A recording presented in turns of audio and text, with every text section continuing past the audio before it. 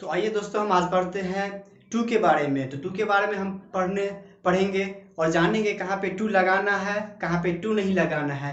मैं तीन बातें बताऊंगा जहाँ पे टू लगेगी और जहाँ पे टू नहीं लगेगी। तो बहुत ही इंपॉर्टेंट बात होगी, आप उसे मतलब ध्यान से सुनिएगा। अगर आपको अच्छा लगेगा तो वीडियो को लाइक सब्सक्राइब करना ना भूलिएगा। तो आइए हम जान लेते हैं कहाँ पे टू लगाना है, कहाँ पे टू नहीं लगाना है। तो सबसे पहले हम जानते हैं कहाँ पे टू लगाना है। तो टू लगाने की जब भी बात करते हैं, जहाँ पे हम टू लगाना चाहते हैं, जैसे कि गो प्लस किसी जगह का नाम, गो प्लस किसी place, name of any place, go plus name of any place, जाना के साथ किसी जगह के नाम। जैसे कि हिंदी में लिख दे जाना के साथ किसी जगह का नाम, किसी जगह का नाम। ठीक है दोस्तों, जैसे भी हम मतलब गो का मतलब टू का इस्तेमाल सबसे पहले करेंगे, जो पहला मेरा होगा go plus name of any place, मतलब किसी भी मतलब हिंदी वाक्य में जाना रहेगा, गो लगा रहेगा और किसी जगह का नाम रहेगा, तो वहां पर हम टू का इस्तेमाल करेंगे। जैसे कि बात कर लेते हैं, आई शैल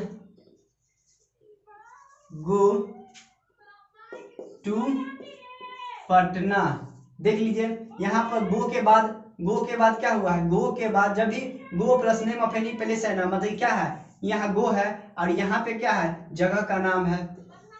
यहाँ पे गो है और क्या, ये क्या है, एक जगह का नाम है, तो उससे पहले हम क्या इस्तेमाल करेंगे, उससे पहले हम टू का इस्तेमाल करेंगे। ये समझ में आ गई बात। दूसरा हम एग्जांपल ले लेते हैं, जैसे कि he went to Mumbai, he went to Mumbai. अरे आपको यहाँ पे थोड़ा सा कंफ्यूजन होगी, यहाँ पे मैंने बताया गो के साथ किसी जगह का नाम रहेगा, यहाँ तो वेंट हो गया। अरे भाई, बात वही है, इसका फॉर्म है गो वेंट गॉन, इसी का गो लगा रहा हो या वेंट हो या गॉन हो, बात वही आता है, उसी का फॉर्म है ही वेंट टू मुंबई। तो जान गए कि यहाँ पे आप मतलब गो का पहला इस्तेमाल, गो का इस्तेमाल जब भी टू का इस्तेमाल करना हो तो go plus name of any plus, go के साथ किसी जगह का नाम।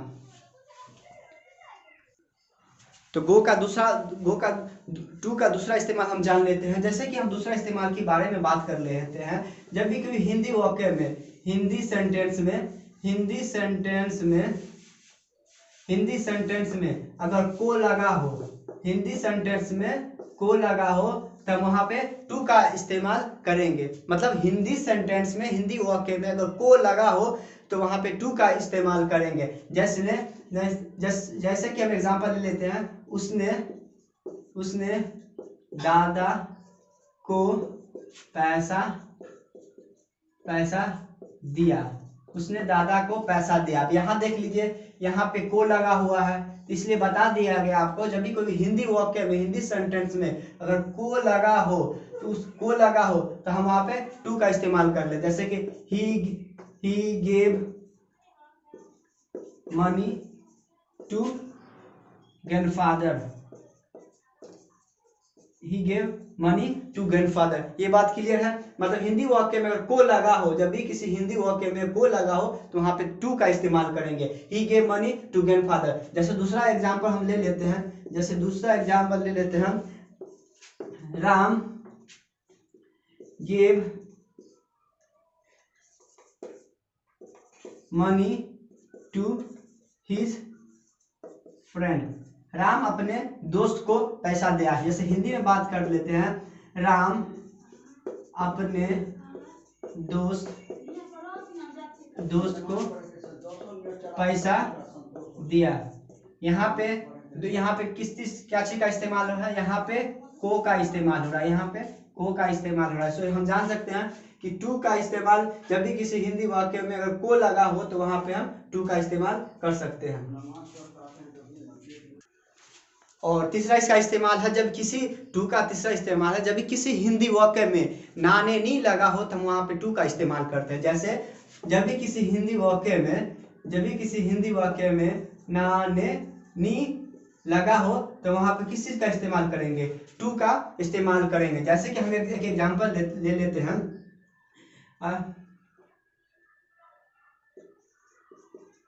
जैसे कि हम एक एग्जांपल ले लेते हैं। जैसे कि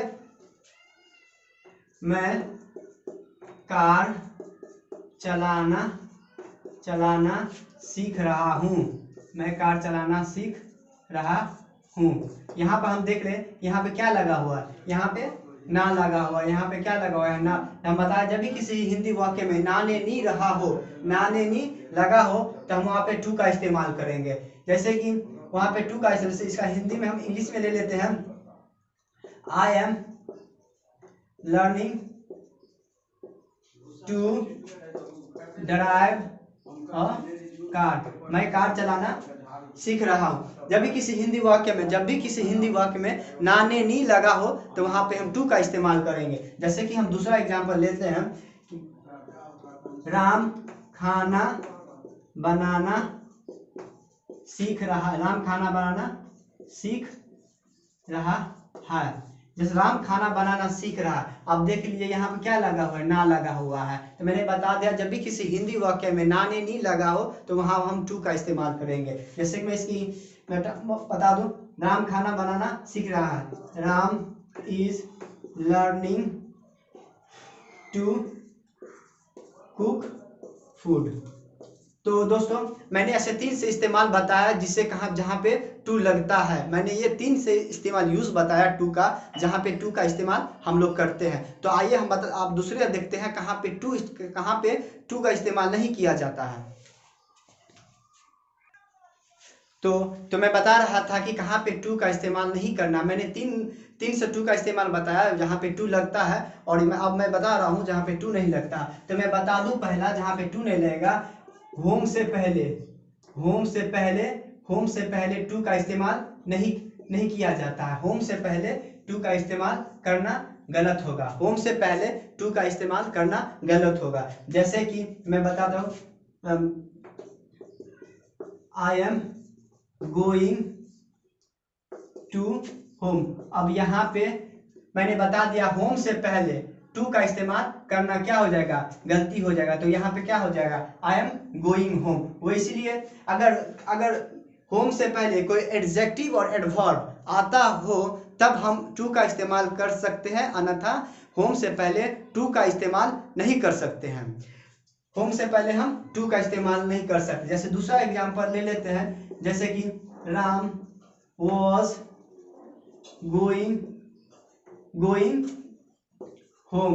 राम वॉज गोइंग होम। यहाँ पे टू का इस्तेमाल नहीं करना है क्योंकि हम बता दिया है कि होम से पहले टू का इस्तेमाल नहीं करते हैं। और दूसरा इस्तेमाल हम देख लेते हैं जहाँ पे टू का इस्तेमाल नहीं किया जाता है। जैसे कि टेल के बाद हम टू का इस्तेमाल नहीं करते हैं। टेल के बाद हम टू का इस्तेमाल नहीं करते हैं। जैसे कि I told my father.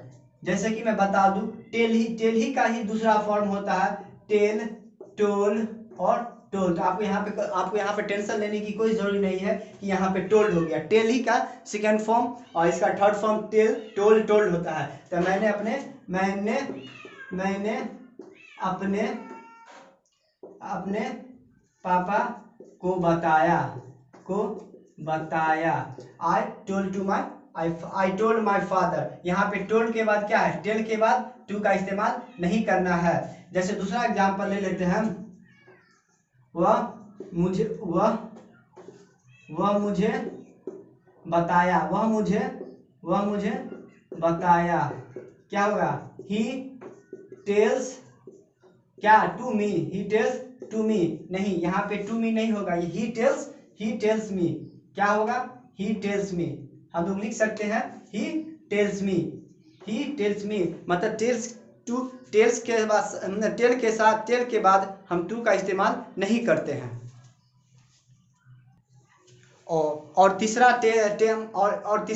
To का इस्तेमाल हम लोग नहीं करते हैं। बहुत सारे स्टोरीज में गलती क्या करते हैं, ये है कि तीसरा टू का इस्तेमाल जो हम लोग को नहीं करना है, वो ये है कि टू के साथ हम लोग V4 का इस्तेमाल, यानी वर्ब का चौथा रूप का इस्तेमाल वर्ब प्लस आईएनजी, मतलब टू के साथ हम वर्ब प्लस आईएनजी का इस्तेमाल नहीं कर सकते हैं। जैसे कि हम एग्जाम्पल लेके बताते हैं।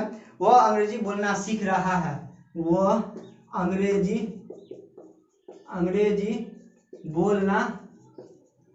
बोलना सीख रहा है। अब बताइए यहाँ पे अब क्या बनेगा, वो अंग्रेजी बोलना सीख रहा है तो क्या बनाएगा, he is learning speak English, he is learning speaking English, he is learning, क्या बनाइएगा वहां पे, he is learning speaking English या he is learning to speak English, क्या बनाएगा, he is learning to speak English नहीं, ये क्या, ये बनाना बहुत गलती हो जाएगा। ये सेंटेंस का एक तरह से पूरा धज्जी उड़ाने की तरह हो जाता है, जहाँ पे मतलब टू के साथ हमेशा V4 का इस्तेमाल नहीं करते हैं, टू के साथ हमेशा हम V1 का इस्तेमाल करते हैं। तो यहाँ पे जब भी V4 के बात आई है तो हम उसका इस्तेमाल नहीं करें, यहाँ पे ये गलती हो जाएगा। वो अंग्रेजी बोलना सीख रहा है, ही इज लर्निंग, क्या हो जाएगा, ही इज लर्निंग, वो अंग्रेजी बोलना सीख रहा है, ही is learning speaking English, he is learning speaking English, यहाँ पे ये हो जाएगा, ही is learning speaking English, he is learning speaking English. यहाँ पे टू के साथ V4 का इस्तेमाल नहीं करते हैं, इसलिए यहाँ पे दोनों को V4 में बदल दिया जाता है। जैसे कि दूसरा, अगर इसी को अगर लिखना हो तो हम लोग ऐसे लिख सकते हैं, ही इज, अगर इसको V4 में बनाना हो तो जैसे ऐसे लिख सकते हैं, ही इज लर्निंग, ही इज, अगर टू लगाना हो, जैसे टू लगाना हो तो हम लोग ऐसे लगाते, he is learning to speak English, he is learning to speak English. मगर जब भी अगर इस तरह की सेंटेंस हो कि वह अंग्रेजी बोलना सीख रहा है, इज लर्निंग स्पीकिंग इंग्लिश होगा, he is learning to speaking English नहीं होगा, टू स्पीकिंग इंग्लिश नहीं होगा, तब सेंटेंस क्या हो जाएगा, गलती हो जाएगा। अगर टू लगाना हो, अगर टू लगाना चाहते हैं तो he is learning to speak, क्योंकि यहाँ टू के साथ क्या होता है, टू के साथ टू प्लस V1 होता है, यहाँ स्पीक क्या V1 है, आप देख रहे हैं यहाँ टू के साथ क्या है V4 है, तो यहाँ पे क्या हो जाएगा, गलती हो जाएगा। इसी तरह टू के साथ हम V4 का इस्तेमाल नहीं करते हैं, V4 टू अगर इस्तेमाल नहीं करेंगे तो ही इज लर्निंग, टू को रिमूव करके ही इज लर्निंग स्पीकिंग इंग्लिश हो जाएगा। आई होप कि इस वीडियो को आपको अच्छा लगा होगा और समझ में आया होगा। अगर अच्छा लगा होगा तो लाइक सब्सक्राइब करना ना भूले और दोस्तों को भी शेयर कर दे। Thank you so much.